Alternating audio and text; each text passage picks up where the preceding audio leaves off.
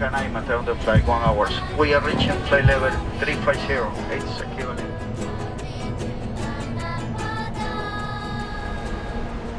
Venezuela.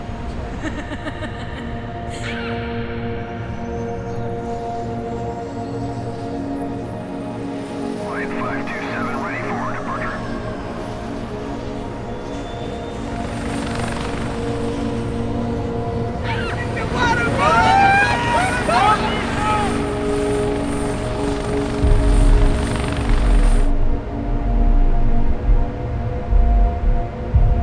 هذا الشلال طوله 979 متر، قريب على 1 كيلو، أطول من برج خليفة نفسه اللي طوله 828 متر.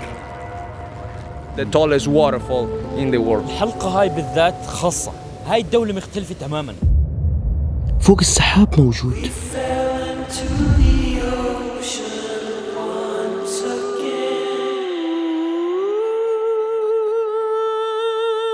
مخفي في أرض مخفية بعيدة جدا. هاي الدولة اسمها فنزويلا.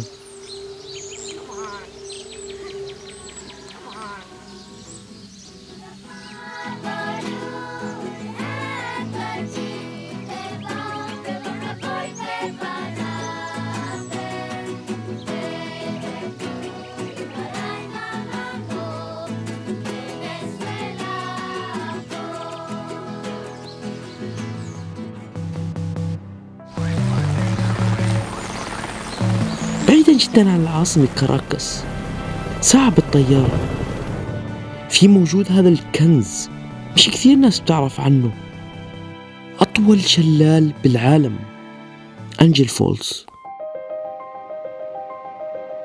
اليوم احنا وصلنا فنزويلا وطلعنا بطيارة ثانية مباشرة على منطقة اسمها كنايما، حديقة الأغرب والأجمل في أمريكا اللاتينية. فنزويلا مرت آخر 20 سنة بكثير مشاكل وأزمات، رغم أنه فيها أكبر احتياطي نفط بالعالم، العملة فيها ما إلها قيمة أبدا. رغم كل هاد لسه بتصارع هاي الدولة، وهي كانت الأكثر حضارة في أمريكا اللاتينية زمان. هاي الدولة جدا غنية. اليوم بتحاول ترجع وتوقف مرة ثانية. احنا في المطار اليوم طالعين على كنايما، تمام؟ هي ساعة بالطيارة. تخيلوا انه في دومستيك فلايت هون في فنزويلا، بتقدر تروح على مدينة ثانية، تطلع على أطول شلال في العالم. تخيلوا ساعة من هون بس. فراح نروح نستكشف جزء غريب وجديد من العالم ما عمرنا شفناه.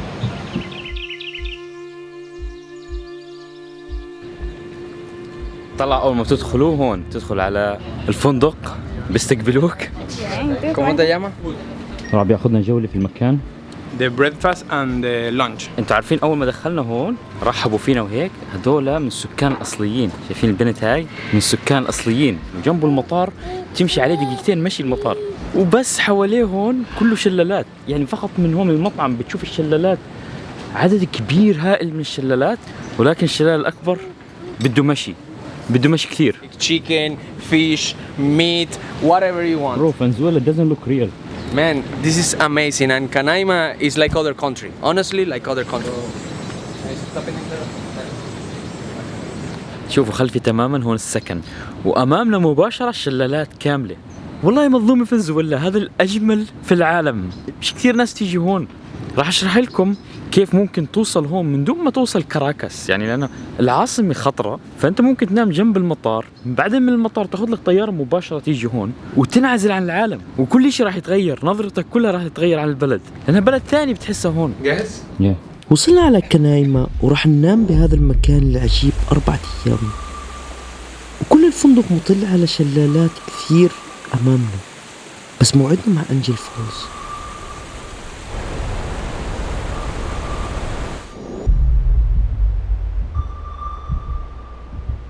اليوم التجربة كانت مش عادية أبدا. هذا أول يوم هيك قبل ما نطلع الشلال الكبير، في حول المنطقة هاي عدد شلالات مش طبيعي، وبتقدر تدخل جوة الشلال خلف الشلال تماما. تخيلوا وخطرت بالكاميرا دخلت فيها. يعني أنا شفت شلالات في حياتي، شفت أماكن عجيبة. هذا المكان ما عمري شفت مكان بحياتي في أي دولة بمكان في العالم. مش عارف أوصف المكان هذا يا إخوان. فنزويلا شكرا. مش طبيعية هاي، مش دولة عادية هاي. ليلة الدنيا، وبكرة المهمة اللي جايين خصيصا عشانها.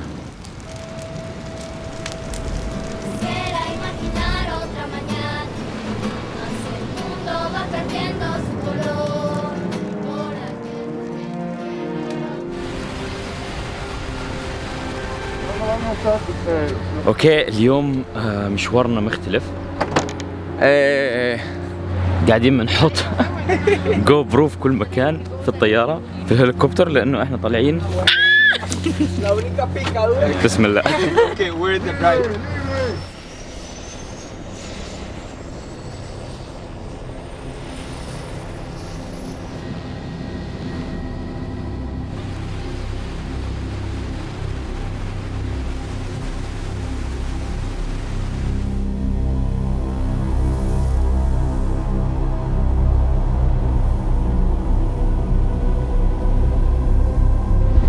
بين الشلالات يا اخي، الطيارة هذا مش طبيعي. هاي الصخور نفس اللي بالصين ولكن جاي مع شلال. تخيلوا.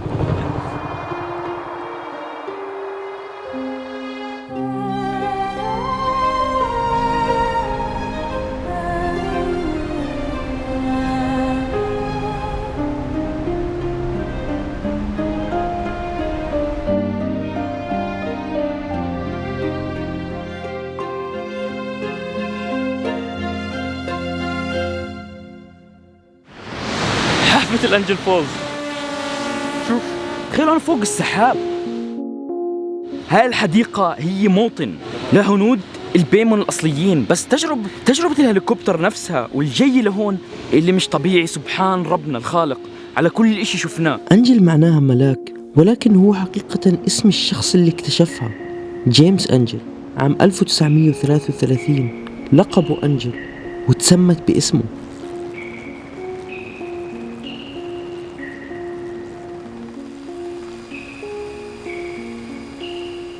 اوكي احنا وقفنا هون عشان نفطر.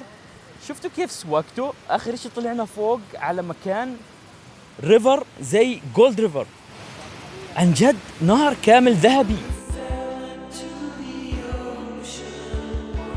وادي الدراجون عجيب عجيب، بيستاهل هذا الاسم. اسم على مسمى. انا مش عارف شو بدي بعد هيك. بعد هيك خلص بدي اروح انا.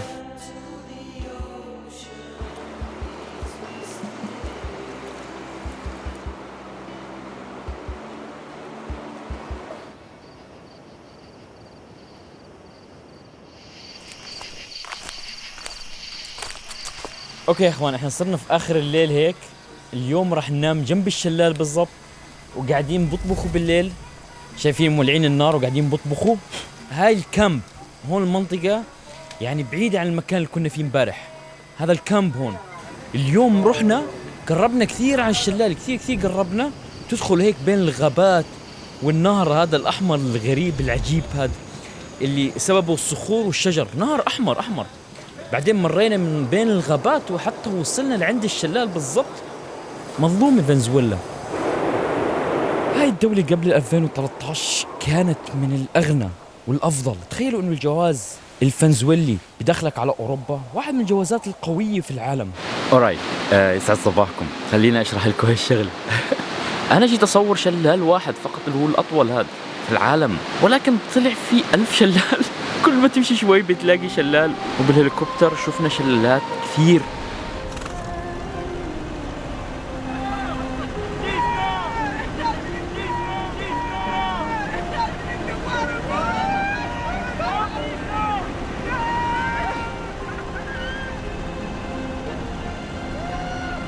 والصخور هاي اللي شفناها هاي من عالم آخر، زي فيلم الأفاتار. شفتوا الفيديو اللي صورته بالصين؟ سبحان ربنا الخالق اللي صورنا. وهسه حاليا عشان نرجع ما راح نرجع بالهليكوبتر. عشان نرجع لازم ناخد قارب ل3 ساعات نمشي بين الغابات بالقارب. بس هون على فكرة ما في نت، مقطوع نهائيا، ما بيشتغل معك غير واتساب. طبعا شكرا للسوق وصاحبها ايمانويل. بتعرفوا ايمانويل هو اصله عربي ولكن ولا كلمة بيحكي عربي بس شكرا له، عنده شركة سياحية وايمانويل بساعدكم بالشركة هاي. شكرا لكم من وسط الغابات. بدي ارجع هسه على اسطنبول مع التركيش ايرلاين، اعطوني تيكت فشكرا لهم، لانه فيش اصلا طيران هون، يعني لسه ما فتحت الدولة كثير للعالم، لسه مغلقة ولسه فيها ازمة بالعاصمة. بس تيجي هون انت مش بنفس الدولة، المكان هاد العجيب، الناس اللي هون